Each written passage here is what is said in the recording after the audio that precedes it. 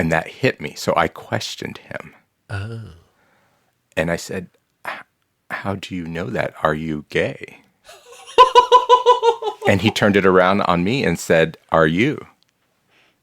How was the coming out process like for your family? Oh, yeah. When I went to the gay bar for the first time. With him? With him. But what I found was my tribe. Finally, people like me.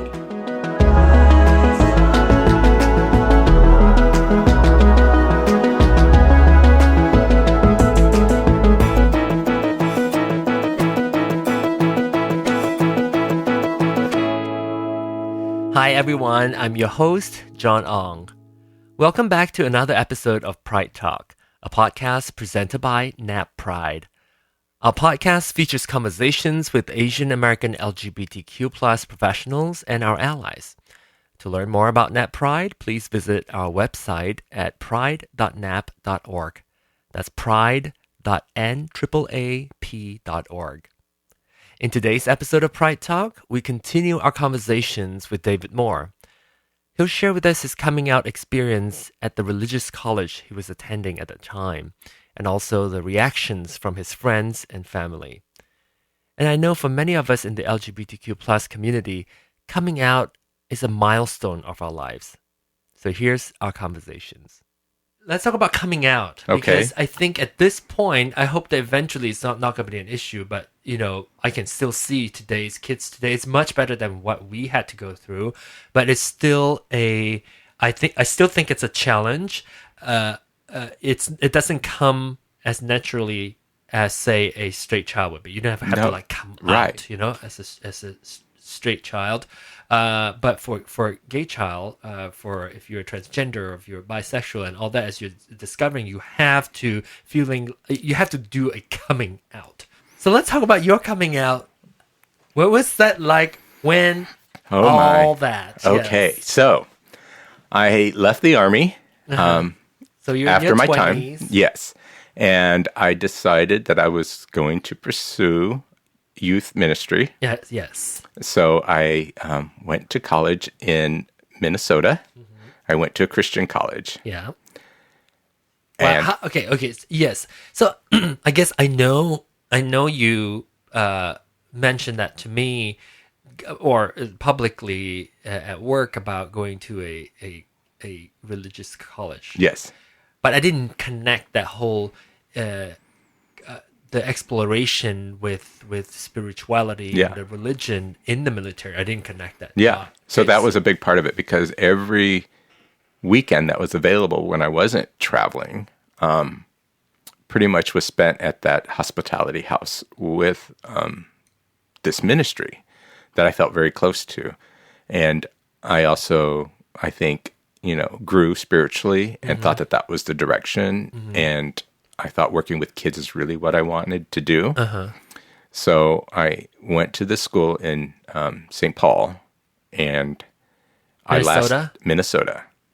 And it was in my second semester that I just finally came out, So you went to college to study youth ministry? Yes. And second semester, you came out. I came out. Why? Because there was a professor who was having some discussion, and I can't remember what the entire subject was, but I remembered the comment that he said, the reason that the gay community is so militant is because they know what they are doing is wrong. Whoa. And that hit me, so I questioned him. Oh. And I said, how do you know that? Are you gay? And he turned it around on me and said, are you? And I think without even thinking, I said yes. Oh, wow. Publicly in class? It was after class. Okay, so you were talking to him directly? Yes. And how did that... Okay, so I need to know. So it was like... So it just come out? Yes. And what was your reaction after you blurted the word out? Yeah, I think I was a little shocked that I actually said it, but there was also a sense of relief. Finally. Yeah. And so then I was advised that I needed to go speak to a counselor.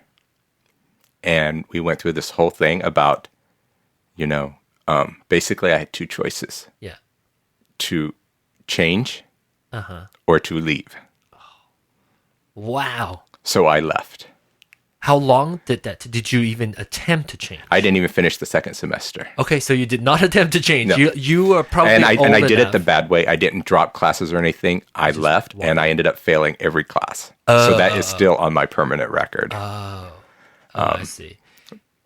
But I'm okay with that. Yeah. Because, you know, it's something that then changed the entire trajectory of my life Right. at that point. And I Right. think,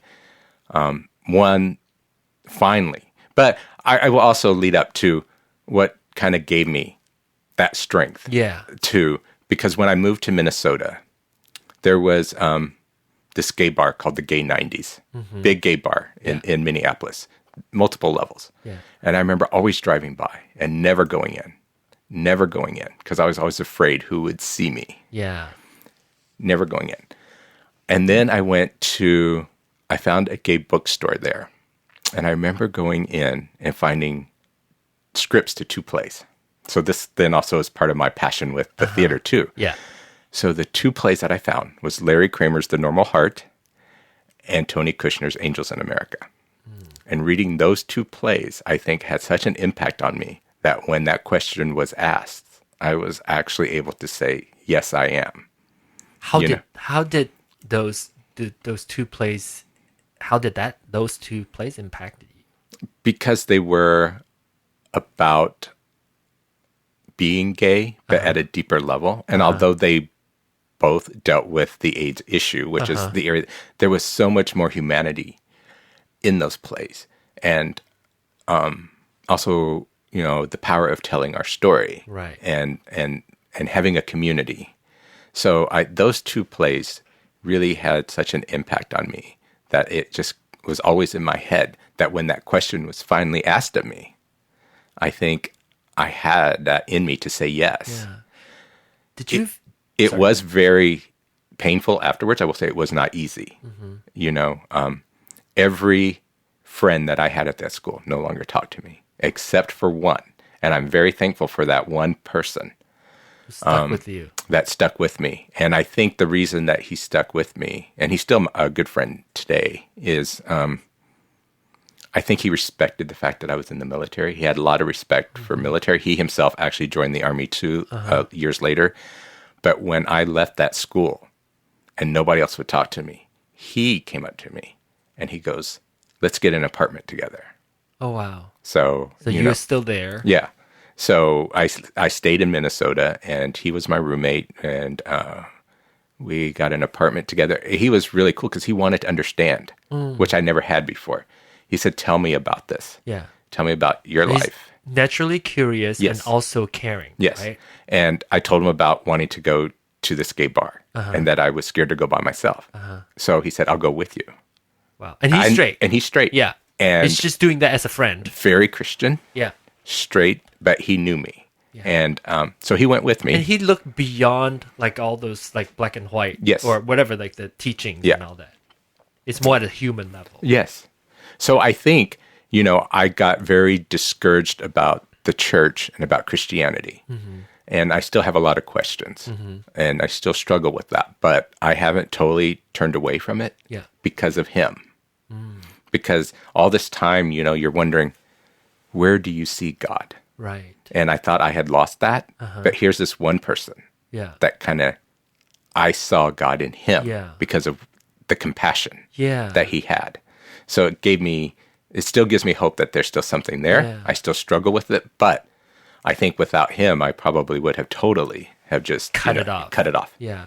And that is so crucial because he saw you, because of his compassion, he saw you as a human being rather than a gay Right. person. Right. And he also found interest in it and he wanted He wants to know. to learn probably, Right. right? You know, and, you know, when he was made an officer in the Army, This is there's a ceremony they go through where they put pins on your lapels, on your shoulders. And the people that he picked to pin him was me and Wesley. oh wow. Yeah. Wow. I would like to talk to him. Yeah, I know. I should get him. I Yeah. would like to talk to him because the understanding the why he does that it's gonna hopefully have some impact on people who are questioning about the acceptance of gay people. Right. I think because oftentimes we go so clear, we close the door or we open the door. It's not as black and white. Right. Interesting. Yeah. Yeah. But also going back to that, Yeah. the coming out part. One, I think it's really important because when I went to the gay bar for the first time With him? with him, but what I found was my tribe. Finally, people like me. Oh. And I think that is also an important part of the coming out, is to make sure that you know where your tribe is to get that support. A lot of times the journey can be very lonely. Yes.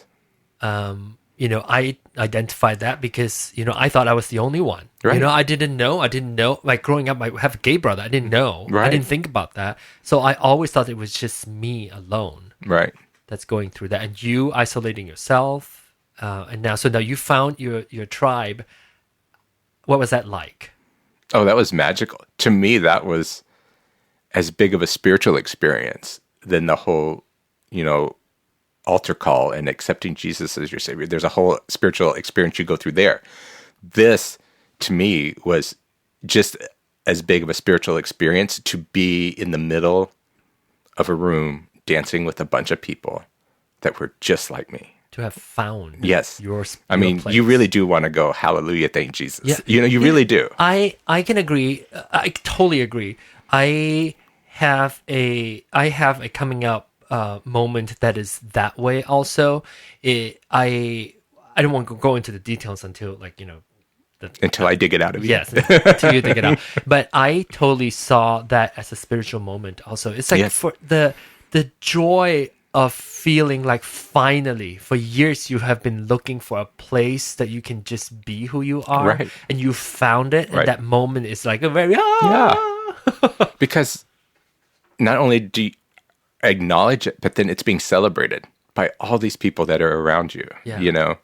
And that's why I think it's important to find that tribe, Yeah. whether it's online, yeah, if you're from a small community, you don't find that tribe online, Yeah. that you need that support, yeah, especially right before and then after you come out, you need that support because there will be a lot of people that will turn away from you. yeah, The people that you thought were your friends Yeah. and that you thought was your tribe, they will not be. I mean, they may still be, but if they're not, then make sure you find that tribe, because they're out there. Yeah. The support is there. And- The same thing with NAP, finding like my Asian Yeah. tribe. Yes. I mean, the first NAP convention that I went to that was in Dallas, I think it just opened my eyes because I saw so many leaders that looked like me, which I did not see just here in Kansas City. Yeah. So that was an eye-opening experience. Right. There's always power in community Yeah. and in the tribe. and seeing yourself in people who's been through and are successful. Like that's why I so believe in role model and representation Yes. because it is so crucial to and people who do not need that will not really understand know. the importance of it. Like I still get asked, why do people still need to come out? Yeah. And Or even like, why do we need to have, Crazy Rich Asian, the movie? What does it have to be an Asian? It could be, the thing is, the issue is we've never had that. Right. We've never had that. We've never looked up on this big screen, and not until like recently looking on TV to be able to identify as like Asian. I'm always just seeing other faces, but not mine. right. And right. and particularly with Gaysian. Yes.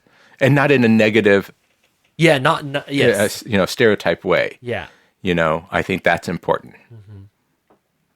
So you came out sort of unplanned, Yeah. just blurred out. Yeah. Did you talk about it being painful afterwards? What was your struggle? What was the pain?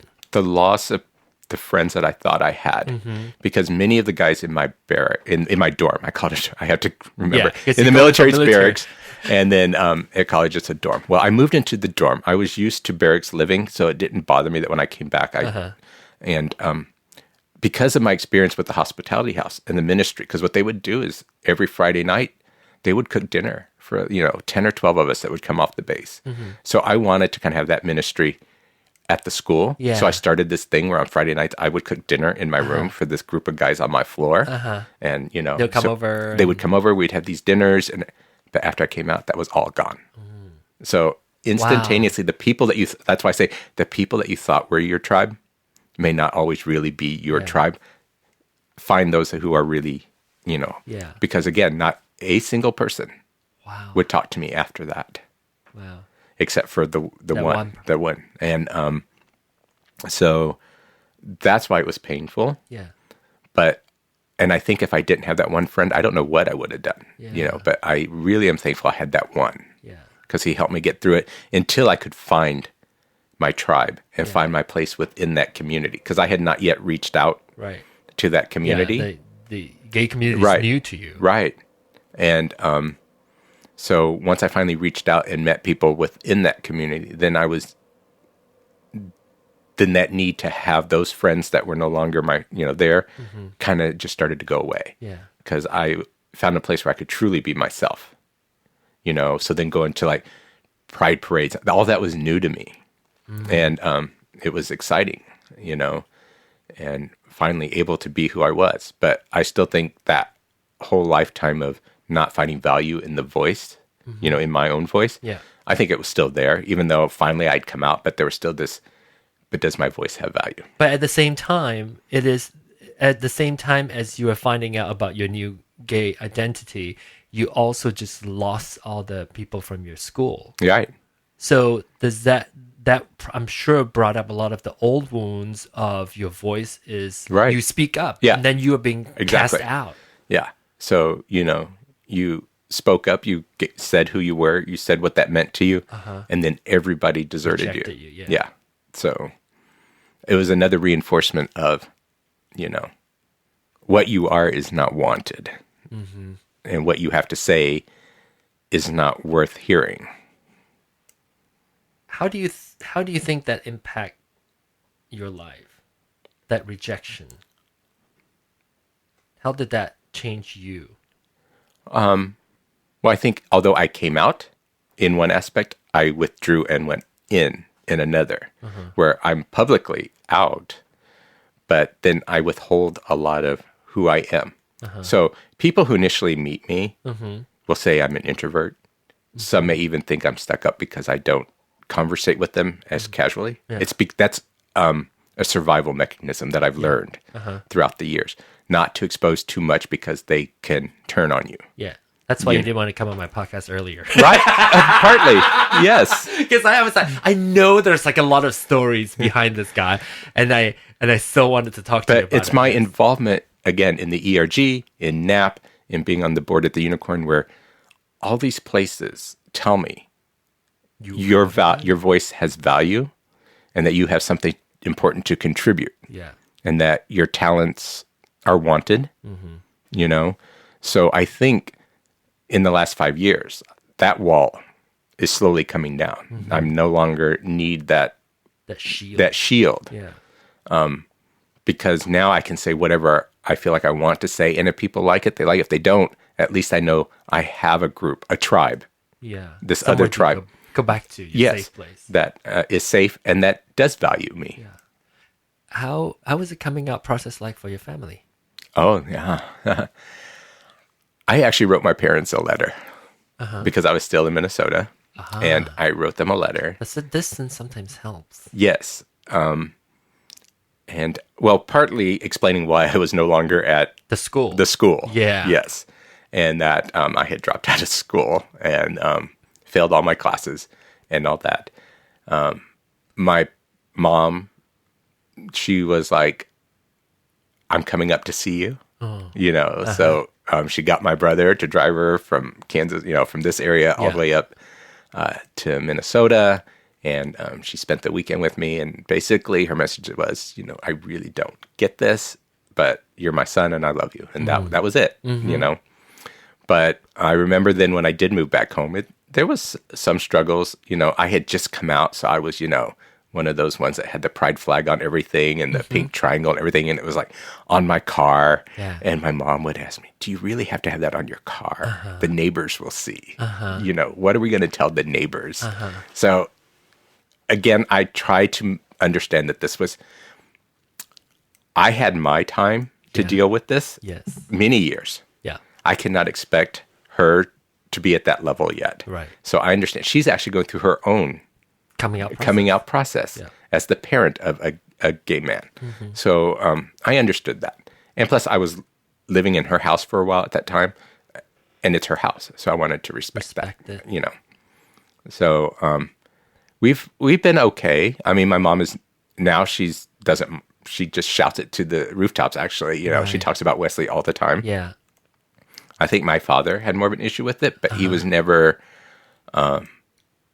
He was always respectful and always welcoming. Wesley was always welcome to all the family dinners, and he had conversations with Wesley. But I know he struggled with it. But he's doing that for you. Yes, For, yes, because he loved loves me. you, Yeah, but inside himself, I know he struggled with it. He's been a seeker, I think, all his life. He's gone from one religion to another. I think he was raised Catholic, and then he became a Mormon, and then a Baptist. Did not know that. Yes, and then a Baptist, and then in his later years, a Jehovah's Witness. So he struggled with finding purpose in his spiritual life. Yeah. And when he was passing, on his deathbed, he actually said to me, and I think some of it may have been the morphine, but I think there was some truth to it too, that because he was very religious, and I think my brother was showing some interest. He, told my brother, now it's up to you because it's too late for David. And at first that hurt. Yeah. But then after I stood back, I said, it's his spiritual understanding that I am not going to be where he's going. So that's not about me. It's just about he's going to miss the fact that he may not see me wherever he's going. Yeah. So I don't think it was this thing that I'm a bad person. It was just within his belief, he doesn't think that his God will let me in to see him. So at first I took it as a personal thing. Of course. Of course. It's like it's a personal. But then I took it as he loves me so much that he's going to miss me. Yeah. Yeah. So that's a very good point. I think also, as much as it is a learning opportunity, education for people, for our allies or people who may not be a part of the community but who want to learn about the community, is also for us to learn how to interpret and take what people are saying about us, because that could totally be a thing that you would just like shut the door, no, cut the cord. I don't care because you don't value me, you don't see anything in me. But what you did there was being compassionate and being able to empathize with what he was feeling. yes. So And my mother was very good at reminding me, because I kind of talked to her about that after my dad had passed, and she said, "Go back and look at all those pictures." the moment you spent together. And did that struggle of that hurt on his deathbed, the transition from that to being able to empathize with what he was saying or understand the real meaning of what he said, that how long did that take? It wasn't very long. I think it was painful for, I would say, a few months. But, and I am one that always tries to find somebody else's story. Like, why? Yeah. What is this? Yeah. What was in it for them? Not so much, what is it about me? But I want to know, what is it about them that made them say that or do that? Yeah. Because I always know there's another story that somebody else is carrying. Yeah. And I think when I looked at it, when my mom said, go back and look at those pictures and you'll see how much your father loves you. Yeah. So I think that helped. But then also looking at it from the fact that he was such a spiritual seeker, and this idea of whatever his idea of heaven was, what he was saying was that he was scared that he would not see me there. So it wasn't that he was saying that it's hopeless, it's too late for me because I'm gay. I looked at it more as it's too late for me because his God won't allow me in, So it wasn't about me. It was about that he wouldn't see me. Yeah. So it's his journey. Yeah. Not so much about you. You're right. Yeah. So at least that's what helps me get through it. Right. Sure. And I can believe that. I hope you learned something from David's own coming out stories. We all go through this journey differently, but whether or not you are LGBTQ+ yourself, or if you are a friend, a sister, a brother, a mom, or a father of a gay child, all we need at that moment of coming out is the support and love from our loved ones. Share your comments and your own stories with us. You can email us at pridetalk@nap.org. You can even call us and leave us a voice comment. Our number is 4197-PRIDE-5. That's 4197 PRIDE 5. And of course, you can find all these information on the show notes as well as on our website, pride.nap.org. We will conclude the conversation series with David in the next episode. If you haven't listened to the past episodes with David Moore, I encourage you to go back and listen, starting from episode number 2, titled Finding Value in His Voice. Next episode, the last one with David Moore, he'll share the value of being one's authentic self at work. He'll also share his advice on when to come out and how to be of support to an LGBTQ+ individual at work and outside of work. Until the next episode, remember this: representation matters, so be seen, be heard, be loud, and be proud. Goodbye.